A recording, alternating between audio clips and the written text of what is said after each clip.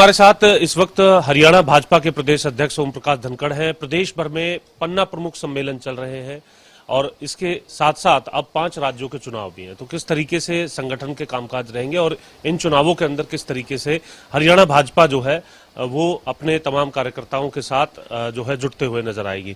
Sir, एक तरफ 5 राज्यों के चुनाव, दूसरी तरफ आपके संगठन के कार्य जो चल रहे थे, उन पर अब क्या प्रभाव पड़ेगा? ये हमारे 15 से ज्यादा नेताओं को इलाके सौंप दिए गए हैं, जिले सौंपे हैं, जिले से बड़े एरियाज भी सौंपे हैं और वो ड्यूटी पर चढ़ गए हैं और सब अपने अपने जिलों में जाके एक एक दौरा तो सब नेता लगाए आए हैं और मुस्तैदी से काम में जुटे हैं। और अभी 50 लोगों की और सूची हमसे मांगी गई है जिनको विधानसभा सौंपी जाएंगी।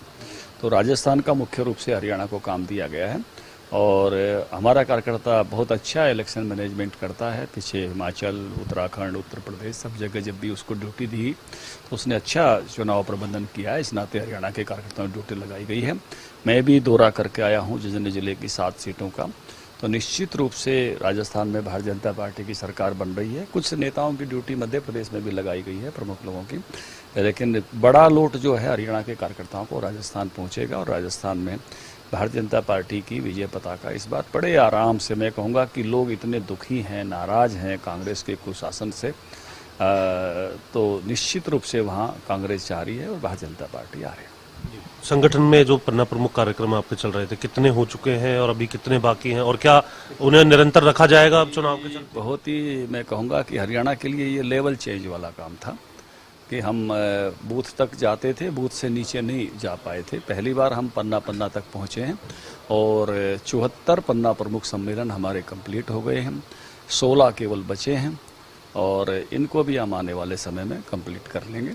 मैं कहूँगा कि बहुत बड़ी कार्यकर्ताओं की एक नए लेवल की ताकत हरियाणा भारतीय जनता पार्टी के कार्यकर्ताओं ने, मेरे मंडल अध्यक्षों ने, जिला अध्यक्षों ने, शक्ति केंद्र प्रमुखों ने, प्रभारियों ने बहुत ही मेहनत के साथ खड़ी की है। और ये जो सामर्थ्य है बीजेपी का, ये सामर्थ्य मैं कहूँगा मिशन 2024 के लिए बड़ी ताकत बनेगा। सर, अब बात करते हैं हरियाणा के SYL के मुद्दे की, जिस पर अगर हम बात करें अब तक सियासत या लड़ाई, या SYL एक और तो हम कहते हैं कि सतलुज यमुना लिंक, दूसरी तरफ सियासत या लड़ाई ही इस पर अब तक देखने के लिए मिली। आपको लगता है अब सुप्रीम कोर्ट के इस रुख के बाद जो प्रतिक्रियाएं उसके बाद भी, क्योंकि सेम है हरियाणा की भी और पंजाब के नेता? देखिए, मैं ये कहूँ कि राजनीतिकरण ने ही SYL के मुद्दे का सबसे ज़्यादा नुकसान किया है और अब इसमें राजनीति के पार जाना चाहिए। ये जरूरत है, इसको इस तरह से समझ के जाना चाहिए। देखिए, राम मंदिर पर आप दिखती राजनीति देख रहे थे, लेकिन जब सर्वोच्च न्यायालय से निर्णय आया, राजनीति से पार गए, तो सभी समाज के वर्गों ने स्वीकार करते हुए एक भव्य राम मंदिर का निर्माण हो रहा है और किसी प्रकार की कोई कटुता, किसी प्रकार की कोई नाराजगी, कोई कलह नहीं है। सर्वोच्च न्यायालय ने एक बात साफ तौर पर कही है कि पंजाब की सरकार या पंजाब का कोई भी पॉलिटिकल आदमी वो पानी की मात्रा का मुद्दा उठाता है। सर्वोच्च न्यायालय ने कहा है कि पानी की मात्रा को बार बार मापा जा सकता है और जैसी मात्रा हो वैसे बांटा जा सकता है। ये मुद्दा पानी की मात्रा का नहीं है, अल्टरनेट चैनल का है, वैकल्पिक चैनल का है, क्योंकि हमारी भाखड़ा मेन लाइन जो नहर है वो 1959 में बनी थी, 60 साल से ज़्यादा पुरानी हो गई है। और हमारी नरवाना नहर जो उसमें से निकलती है, जो दिल्ली का 1050 क्यूसेस पानी पीने का जो दिल्ली पहुंचता है, वो 450 क्यूसेस उसी में से आता है और हरियाणा 2000 क्यूसेस पानी पीता है, वो आता है। तो ये 3150 क्यूसेस जो पीने का पानी है, 3050 क्यूसेस, ये क्यूसेस का मतलब होता है प्रति सेकंड सप्लाई घन फुट की। न 3050 घन फीट पानी प्रति सेकंड मिलता है, तब दिल्ली और हरियाणा पी पाता है। तो सर्वोच्च न्यायालय का कहना है कि आपके घर में लाइट चली जाए तो आप इन्वर्टर लगा के एक वैकल्पिक व्यवस्था करते हो ना। आपकी कॉलोनी की लाइट चली जाए तो आजकल कॉलोनी जो बनी हुई है उनमें जनरेटर्स लगे हुए हैं, सोलर सिस्टम लगे हुए हैं। तो एक नई कैनाल के माध्यम से एक वैकल्पिक चैनल, क्योंकि ये जो SYL शुरू हो रही है ये हेड से शुरू हो रही है, जहाँ से BML निकलती है वहीं से शुरू हो रही है। तो ये एक वैकल्पिक चैनल के रूप में चाहिए। किसी दिन कोई दिक्कत आ जाए इतनी पुरानी नहर में तो इन दोनों राज्यों के लोगों को पीने के पानी की कठिनाई। आपके नेता क्यों नहीं समझ रहे सर इस बात को? मानवीयता के नाते भी है और ये हक के नाते भी है। पीने के पानी का हक समस्त नागरिकों का है, पीने का पानी का हक सारे इलाके का है, फिर पानी के बंटवारे का भी है। ज़्यादा कौन मांग रहा है? हमारा 19 लाख एकड़ फीट का हक है। अभी जब बाढ़ आई तो खुद भगवंत मान ने कहा ना, हूण ले लो, हूण ले लो। अरे भाई, हो सकता है किसी मौसम में इतना ज्यादा पानी हो, आप ही कहो जी अभी 25 लाख एकड़ फुट ले लो। जब पाकिस्तान जा रहा हो तब आप कहो कि ज्यादा ले लो। और अगर कम की भी बात है तो सर्वोच्च न्यायालय कह रहा है अभी नापते रहो। आजकल तो इतनी एडवांस टेक्नोलॉजी है कि डेली नापा जा सकता है। सियासत क्यों नहीं समझ पा रही इस बात को? देखो, कोर्ट की बात है, संवैधानिक प्रक्रिया की बात। सियासत छोड़कर ही इस निर्णय पर जाया जा सकता है, उससे बाहर आना पड़ेगा। अगर सियासत में उलझे रहे, क्योंकि ये मुद्दा अब पेइंग नहीं है, कोई ऐसे इस पर लड़ता रहे, ये मानता रहे कि इससे मुझे वोट मिलेंगे, ये वैसा नहीं है। ये बात पंजाब के हर किसान को, हर नागरिक को भी समझनी पड़ेगी कि पानी की मात्रा का सवाल नहीं है। पानी की मात्रा समय समय पर मापी जा सकती है। पंजाब का हक हकूक भी वैसे ही उसका हित हो जैसा चाहिए, लेकिन हरियाणा के लोगों का हित भी वैसा हो जैसा उनका चाहिए। पीने का पानी भी चाहिए, पशुओं के पीने का पानी भी चाहिए, और पानी अगर अच्छी मात्रा में है तो सिंचाई का भी चाहिए। ये बात हुई साडा हक की। अब हरियाणा की राजनीति की बात कर लेते हैं। आप संगठन को पूरी मजबूती दे रहे हैं, कांग्रेस अभी उसी में उलझी हुई है, लेकिन इस बात से जरूर उत्साहित है कांग्रेस के नेता कि हमारी सरकार आ रही है। भूपेंद्र हुड्डा तो लोगों के बीच में जाकर के अब ये कह रहे हैं कि हमारी सरकार आने पर ब्राह्मण डिप्टी सीएम होगा। इसे कैसे देख रहे हैं सर आप? क्या किस तरीके का कार्ड है? देखिए, पिछली बार रोहतक और सोनीपत दोनों लोकसभा में दोनों पिता पुत्र ब्राह्मण कैंडिडेटों से पराजित हुए, तो निश्चित रूप से अब उनको ये रियलाइजेशन तो हो ही रहा है कि भाई हम दोनों को जिस तरह से यहाँ हार मिली तो उसको कैसे समाधान निकालें। क्योंकि एक समय हुड्डा और उसके बेटे ने जिस तरह की राजनीति की, वो राजनीति एक रंगी हो गई थी, इससे आप समझ सकते हो। और उस एक रंगी राजनीति के कारण ही जो जिस तरह की चीज़ें आई थी वो हर कोई समाज का वर्ग समझता है, इशारे में आप समझ जाना।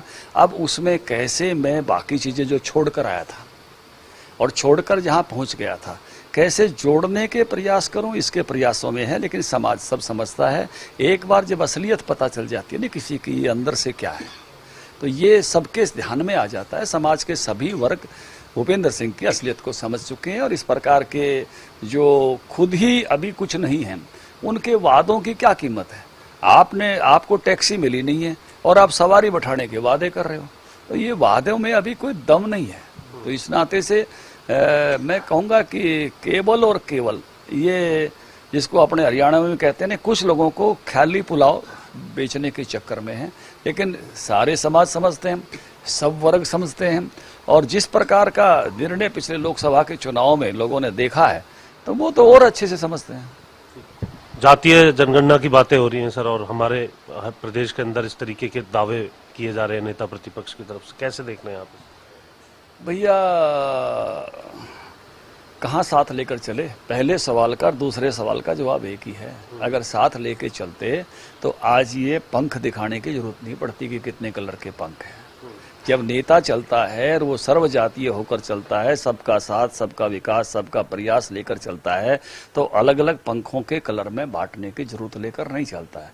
अलग अलग पंखों के कलर में, जैसे अलग अलग वो होते हैं ना कलर अपने पक्षियों के पंखों के, तो वो कलर बांटने की बात तब करता है जब समग्र को साथ लेके चलने का ब्योंत नहीं होता, या अपनी असलियत दिखा चुका होता है कि मैं सबको साथ लेके चलने का सामर्थ्य अब नहीं रखता हूँ। ब्राह्मण मतदाता कहीं छटक रहा है क्या सर, जो उसको इस तरीके से संगठित करने का ये दाव जो है वो खेला गया?